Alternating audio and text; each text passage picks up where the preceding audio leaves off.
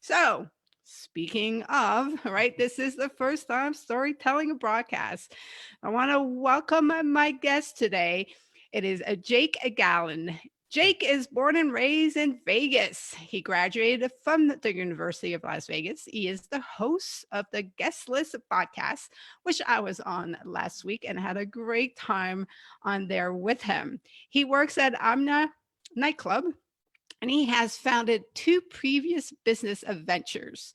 Jake is here to share the story of going to his first music festival, Electric Daisy Carnival.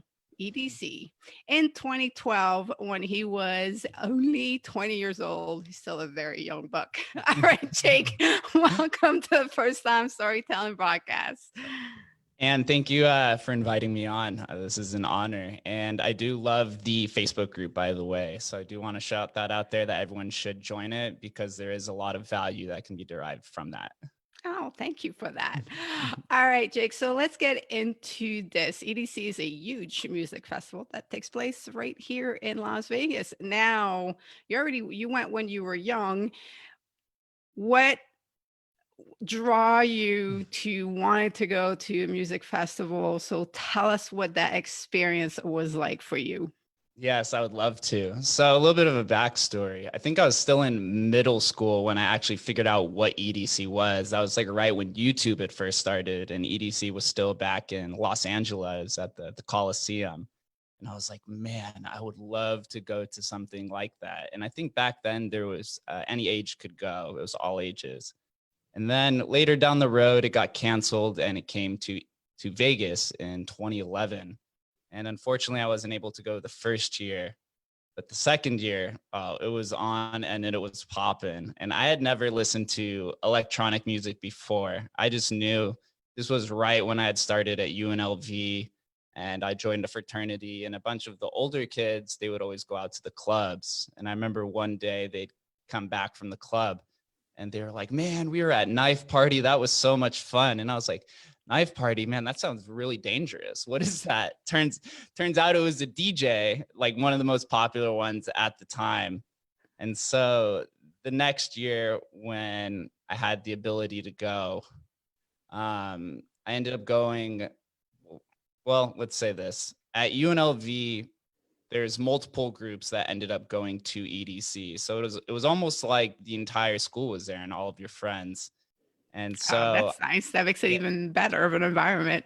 UNLV's motto was always front left. So you'd always end up running into people, which, that'll come back later out into the story. But when I went to EDC, you get there pretty early. You get there at around 6 p.m. I was really excited. And the gates open at 7. So you get there at 6 and people are chanting EDC, EDC. And you could just feel the energy. People are running around. This is when candy was still popular. And candy is like the little beads that you wear around your wrists and your arms. And we held a candy party the day before at our fraternity house. So there was like 20 of us in there making candy, just building excitement. And so we finally get there. And like I said, outside the crowd is just going crazy. And once they finally let people in, you come down it's at the Las Vegas Motor Speedway. And so you walk in through the rafters. And then once you start coming down the steps, you just oversee the entire festival setup. And at this time, I think there was only like 7 stages. Now I think there's like 11 or 12. And it's just the most eye-opening experience coming down. It literally seems like you're in a completely different world. And, to say cliche, it's like a really magical experience. And through my life, there's a few pillars to my success. And I'd say there's 4. Like when I joined football when I was younger, I'd say that's the best pillar for health. When I got into health, when I joined a fraternity, that was for social reasons. When I got a job at Omnia nightclub, that helped me with my finances. And then when I went to EDC and started raving, that was like my spiritual opening. I was kind of, Oh, go ahead. I was gonna say, let's get more into that, like, because that's a pretty bold statement. It Definitely is. want to learn more about how that came about. Yeah, so when people are at EDC, it's a culture, and this is translated out from EDC to multiple other festivals, and it's called PLUR, peace, love, unity, respect. So everyone there is very friendly. That's kind of the reason why you create candy, is you do this like hand gesture with people, and then you switch trade it, so you could create more friends. And I never really danced that much. I never really heard electronic music. I was a big rock kid when I was younger. And just the way that the community is and the way that the music moves you, it's a very freeing experience. Like, you really feel like you can let loose and be yourself and try new things that you had never done before. And maybe you have more confidence to talk to that girl that's next to you because they're much more friendly. It's, people go to music festivals to escape reality, but there still are a lot of hints of reality that are within the music festival. It's just kind of repurposed in a more, I'd say, like a more friendly environment. And so once you get there too, you go with all your friends. I'd gone with I didn't go with my fraternity brothers the first day, but I went with a separate group where we ended up becoming so close that one day. And I'd only known them for about a year because I was still a sophomore in college. I felt like at the end of that first day, I had known them for years afterwards. So is that just because you're having a lot of fun together? That's bringing you closer, Yeah, tighter? yeah, there's so many different like group dynamics that happen throughout the festival. And like when you go Let's talk together, about how long is the festival. So it's just one night. EDC's 3 days long. It's probably, I think it's the biggest electronic music festival in the United States. Now it's up to 140,000 people a day. Opens at 7 p.m. and closes at 5:30 a.m. And now there's events that happen before and after all along the strip, but this was before EDC week was still a thing in Vegas. But when you're young, you get there before the doors open, and you don't leave until the sun is up and the music is shut off. And a funny story about that is the second day of EDC when I went was the day that EDC had shut down early, and this hasn't happened since then. It happened around like 1 a.m. The wind had picked up really hard, and so all the lights had come off. And yeah, and that day, the second day at EDC, was the first time I'd taken mushrooms at a music festival. And so right as I had taken it, like an hour after, you start, being really free. All the lights come on, and the Calvin Harris is at the main stage talking about backing away from the stage, and they're trying to corral everyone in the small area. And it was an eye-opening experience, just to say the least. I was so confused on what was really happening, but there was never a dull moment. I've never had a sad moment within a music festival. And there's so many different genres to electronic music that you don't realize. There's techno, trance, house, dubstep, trap, all these different ones. So all of the different stages, they have a different vibe that's going on. And I think that's similar to most music genre. Yeah. Yeah, music genres as well. But they all have their subcultures within it. And like, there's the headbangers for dubstep, and the main stage, which is a little bit more glamorized, fairy tale-esque. And trance is like one of the older genres, so you see like an older crowd. So all these crowds have different dynamics, and it really feels like you're in a wonderland with these like subcultures that are within it.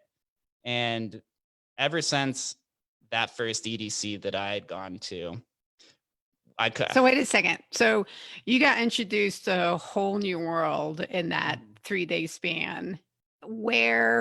So did you find where you belong within these subcultures, or were you open to like, I want to be part of everything and I want to float through it all? Yeah, in the beginning, I was at the whim of some of my friends who knew about electronic music, because I had no idea. I was just picking out things that had cool names like Feed Me and Knife Party, and a bunch of the electronic names are very exorbitant and weird, like Midnight Tyrannosaurus Rex. Like, some of it doesn't even make sense. So I was kind of just following them around to it. And for the first few days or the first day or two of the music festival, like I said, I was open to anything. I was headbanging. I was, grooving to tech. You'd really just want to have that eye-opening experience. But I did start to notice the different cultures within the music festivals. And after the first day, I was really reserved. I didn't really dance too much because I didn't really know how to dance. I know most guys are kind of in the same category where you're embarrassed to kind of really show your true potential, because dancing is such a weird thing to do. You're literally just moving in all kinds of directions to whatever you feel. So there's no real correct way to do it. It's just based off of your own self-confidence, essentially. So Interesting enough, it's your own vulnerability, right? Because it's a way of expressing yourself through the movement of your body. And a lot of people, whether it's, in any kind of way, they're afraid to express themselves. So that's a good way of putting it, that perhaps for men it's even harder to do that. But ultimately that's what it is. It's just an expression of who you are. Mm-hmm. Yeah, it's so just getting over the fact of, that we put these mental barriers in front of ourselves all the time. And that's not even just in the fantasy world. It's, in the business world, the real world, social world. So you have to tear down these social constructions that you put for yourself. And so after I got over the fact that, you could be whoever you want here, that ended up translating out to the real world and ended up, applying different things that you could practice in this fantasy world, which mimics the real world out into later life. And some of the things, go ahead. So did you realize at 20-year-old that that was happening? Or is it now looking back, like you realize like that experience allowed me to be free there, and then it translates to being freer in the world in general? I would say probably after the like third festival that I went to, I was like, wow, this is transforming the person that I am. Like I'm not as reserved as I used to be. It was almost like it's like I said, it's a very spiritual experience. And from EDC, I ended up over the course of 5 years, I ended up going to like 35 music festivals all across the United States, Ultra in Miami, Electric Forest in Michigan, dozens of festivals in Cali, Groove Cruise, which went down to Mexico.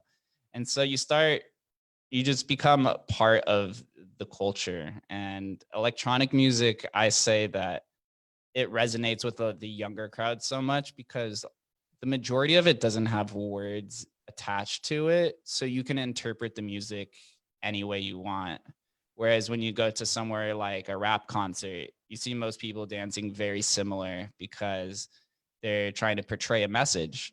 But in electronic music, the message is interpreted by you.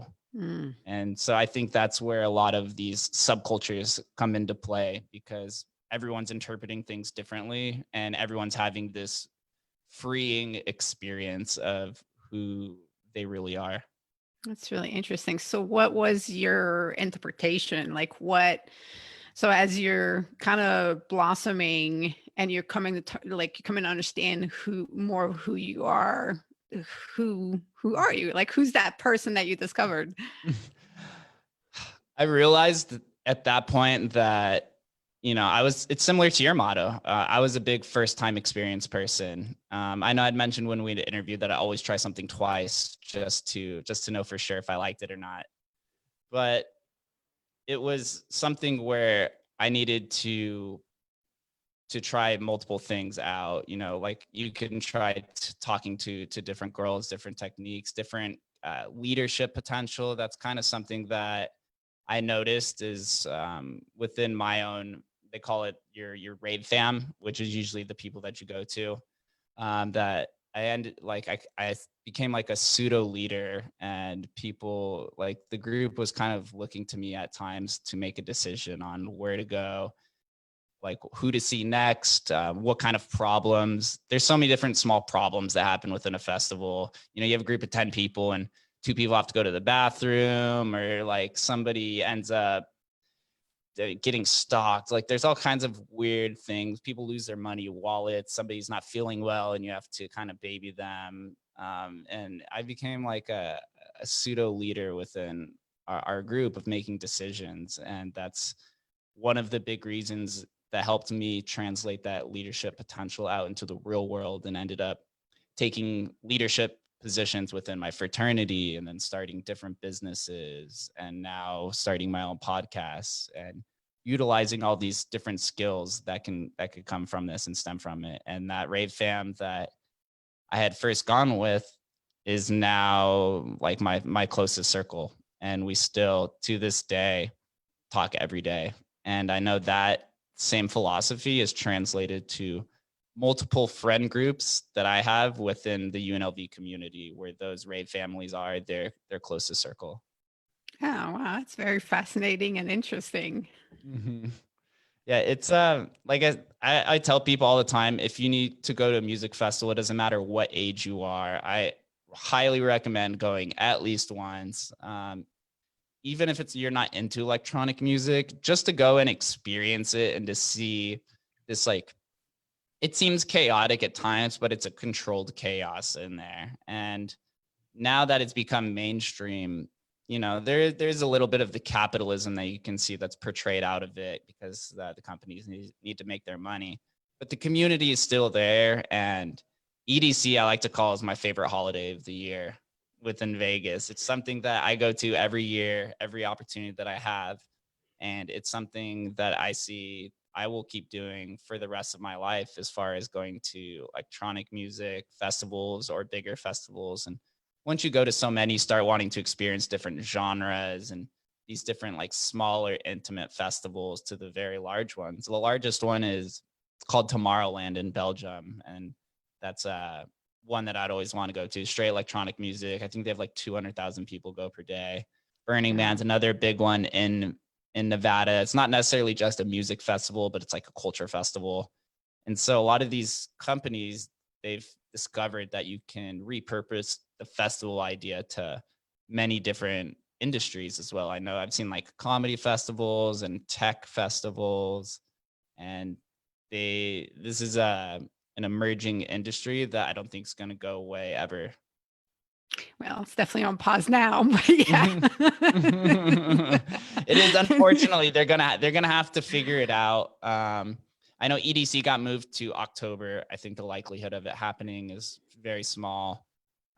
But Coachella, they've already announced that they're downsizing the attendance from 140,000 to 100,000, which still seems like a shitload of people, to be honest. But they're drastically going to have to reduce it, and they're going to have to put more emphasis on the intimate vibe and feel. And these promotion festival companies they're very smart, and they know how to attract an audience, even though it becomes a little bit more expensive over time.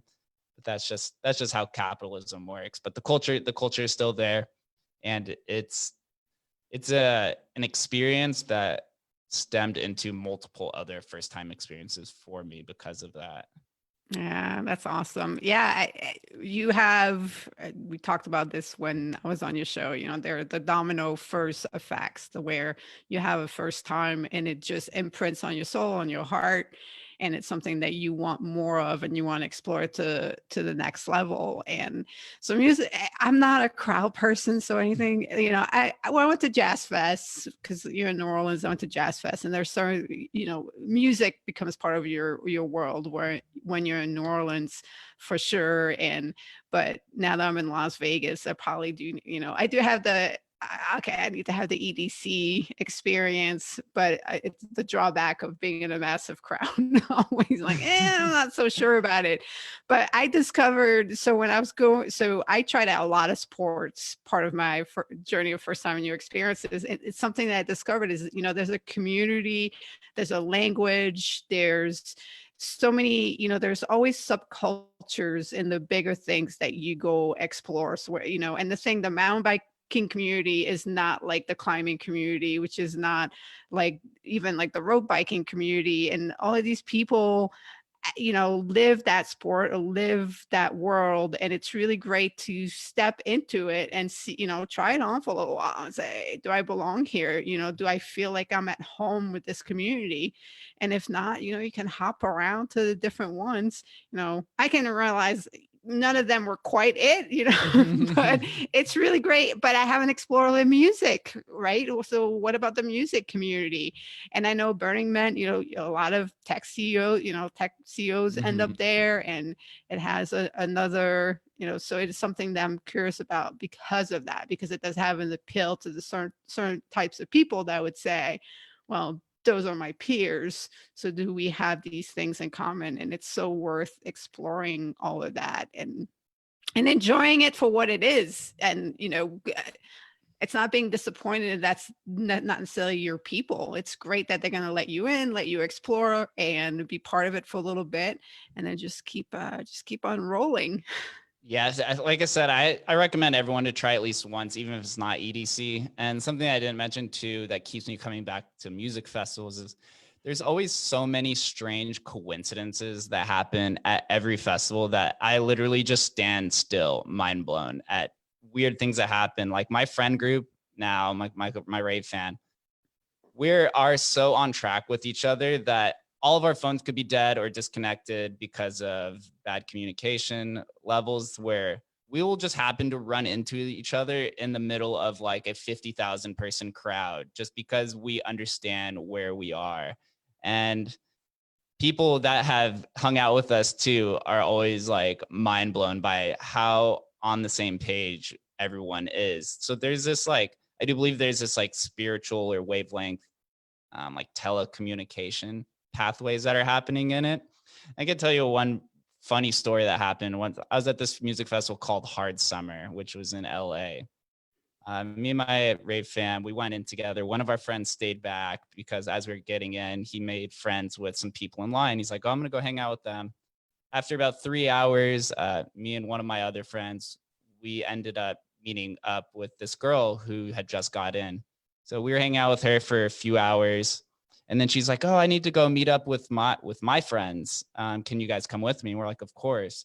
We go to meet up with her friends, and it's literally my friend and the two hippies that he'd met randomly in line. And I was like, how the fuck does this happen? Like and situations like that happen every festival. And so it makes me really excited to go because those are the moments that you can cherish. And when you sit back and after the festival, you just talk about all the strange experiences that happened, the sightseeing, and the moments that you talk about for years later. It's just it's something that you can't put a price on, and that's one of the reasons why I keep coming back. Ah, that's a great story. But the beauty is that like life is like that too. So for you, when you enter that space, your mind opens up to those possibilities. So that's another thing to keep transitioning into your day-to-day life, that you expect, start expecting those same things that happen out there to start happening to you now. And especially because like you're embracing becoming a podcast host and all the people that are coming into your world, like you and I met that way, right? And there's still endless possibility of the different people that are going to come through our lives that might reconnect us, or and I introduced you to being more conscious the first time in your experience. And we'll talk about that because I cheated with the first time lightning round. I asked you a question I know the answer to. Like, I know, because you're open to the conversation that we had. Like, I know now they're going to come at a rapid pace into your life because you're opening yourself up to it, and then the magic starts happening, right? So and it's just when you open yourself up to possibilities, it's so incredible and amazing. And it sounds like going to a music festival is a great way to put yourself in a place where that's going to happen for you. And then you can, like you did, transition it to other part of your life. So if it's not on your list to go try a music festival, it definitely should be, it sounds like. Yes, highly recommend once they do come back, probably at some point next year. It's like I said, at least try it once. And I couldn't have put it any better than how you just put it. All right, then. So before we get into the first time lightning round, how about you tell people how to get in touch with you and how to listen to your podcasts? I would love to. Thank you for the opportunity. So, for those who are interested in Las Vegas, something that I noticed is all the podcasts that are out and news outlets, they always talk about what's happening on the strip. But being from Vegas, I want to do long form conversations with people in Vegas because it's such a unique town. And the reason why people keep coming back is for people like us making the city great. And so, if you guys are interested, it's called The Guest List Las Vegas. You could type that into Apple Podcast, Spotify, YouTube. We're growing. It's been a little over 3 months, but it's an idea that sat on for almost 2 years, and it's growing pretty fast. So just type in The Guest List Las Vegas. There's a red background by Jake Gallen. And if you want to follow us on any social media account, it's at The Guest List Pod, or you can find me at Jake Gallen, JakeGallen. All right, awesome. Yeah, Las Vegas is a lot more than just a strip. There's a lot that goes on in the strip, but it's a lot more than that. And there's definitely a lot of interesting people that are running around this place. And Jake is out there interviewing them, finding out about them. And so people that are artists, musicians, entrepreneurs, and really the folks that make the city go round and round and then makes it interesting.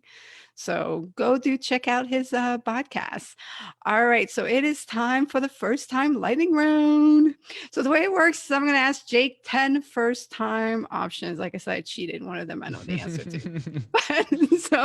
And if it's something that Jake has done before, he will say swipe up. So if he was on the app, on the 365 First Challenge app, he would swipe up. If it's something that he's never done, not interested, then it's left. And if it's something that he's never done, would like to do, then it's right. And we add it to his list.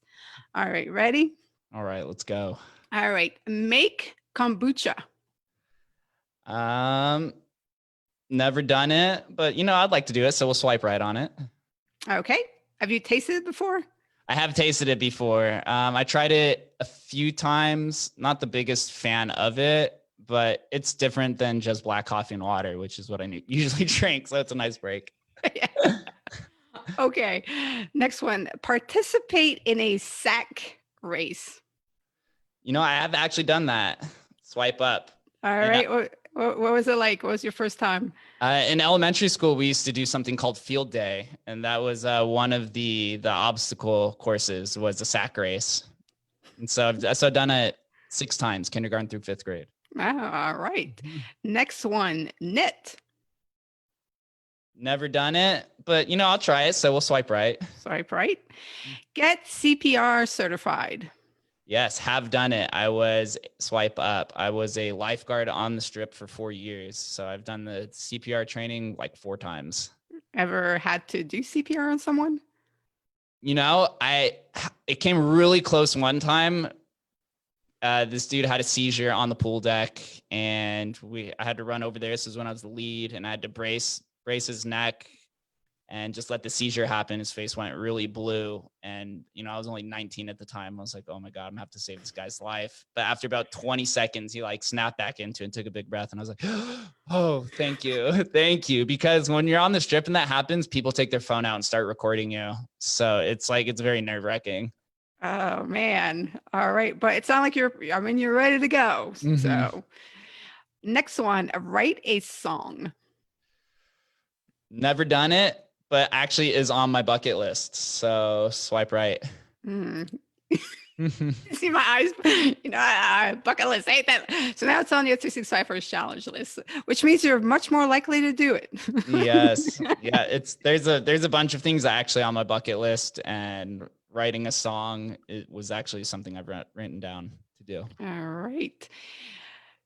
So now, see, this is what the 365 First Challenge Facebook group is about. So Jake can bring that into the group, and he's going to get the group to get behind him to encourage him and support him to get that done. So, because it's what about you can do today to maximize instead of putting on the bucket list and waiting and I'll get to it. It's just like, okay, bring it to the forefront and getting these things done. Okay, next one, go skinny dipping. Have done that. Swipe up. Swipe up. Yeah. Pool, lake, river? I've done it a few times, but I think the most memorable one was when I went skinny dipping in the Mediterranean Sea and is when I was in Ooh. Israel. Yeah, I went on Birthright. So Sheldon Adelson pays for Jewish kids between 18 to 26 to go on this like 10-day Israel trip. And the last day I was there, me and a few people on the trip ended up doing it while we were there. Little under the influence of alcohol, but it was a fun time nonetheless. It sounds like that's a place if you get caught, would not go very well for you. Yeah, I felt very safe, honestly. Ended up getting scraped up a little bit on my leg because there's a bunch of rocks in the area that I don't think you're supposed to be in. But we're young and wanted to do it to try it out. All right, awesome. Good story. Okay, this is where I cheated. Get a facial. Just actually did so swipe up the other All day. right, tell us about this experience. Yeah, so future, actually a guest that I'm releasing the episode next week, she owns a beauty salon, and during the interview, she was talking about pedicures, manicures, facials, and I said I'd never done it, and she was like, "We need to change that." So ended up going on Tuesday, and I think I almost fell asleep getting a facial. There was a point where I was spaced out and like completely forgot that I was there. It was very, very relaxing. It's something I'll definitely do again. And I don't know why I had a negative stigma attached to it. I don't know, maybe because for the most majority of history, people label it as a feminine thing to do, but completely changed my mind on it. Oh, awesome. I'm so glad you embraced it and you went and did it. Said, sure, I'll do it and try it out. Mhm. Awesome. Okay, next one. Go deep sea fishing. Never done, but also would like, so swipe right. Swipe right. Ride a mountain bike.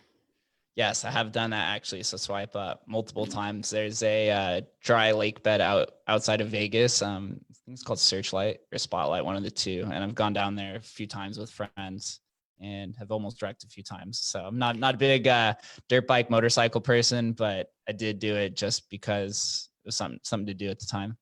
All right, awesome. Dance the salsa.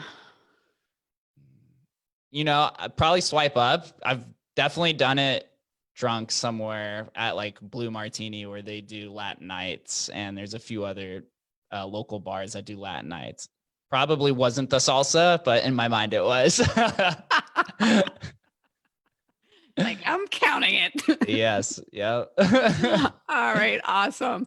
So, final question is, how have you been making the best out of the current situation with the pandemic?